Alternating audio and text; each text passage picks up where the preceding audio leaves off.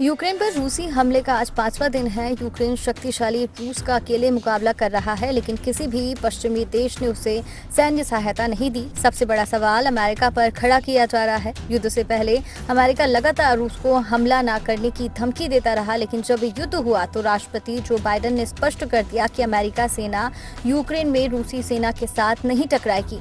हालांकि अमेरिका सहित सभी पश्चिमी देशों ने रूस पर युद्ध के अलावा सभी तरह के प्रतिबंधों की छड़ी लगा दी, लेकिन सबसे बड़ा सवाल ये है कि आखिर अमेरिका ने यूक्रेन की सैन्य मदद क्यों नहीं की।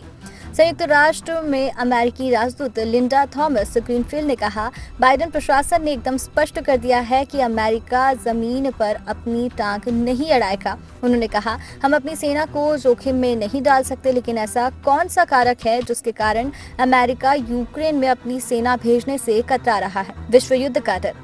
यूक्रेन में अमेरिकी सेना के ना पहुंचने की कई वजह बताई जा रही है, लेकिन पश्चिम का मीडिया इसे अलग नजरिए से देखता है। सबसे पहले अमेरिकी राष्ट्रपति जो बाइडेन ने खुद सेना को यूक्रेन में ना उतारने की वजह बताई। उन्होंने एबीसी न्यूज से बात करते हुए कहा कि अगर रूस और अमेरिकी सेना एक दूसरे के साथ भिड़ेंगी तो विश्व युद्ध हो जाएगा।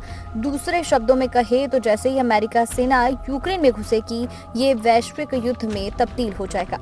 अभी ये क्षेत्रीय युद्ध। अमेरिका में retired lieutenant general mark hurtling ने सीएनएन को बताया कि युद्ध की आशंका को सीमित करने के लिए डिप्लोमेसी सबसे बड़ी कुंजी है।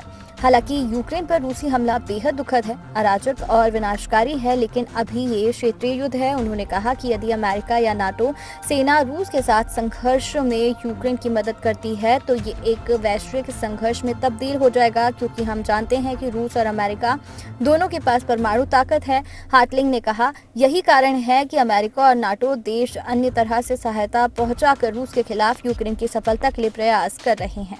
युद्ध से जुड़ी हर जानकारी से अपडेट रहने के लिए हमारे चैनल को सब्सक्राइब कर लीजिए।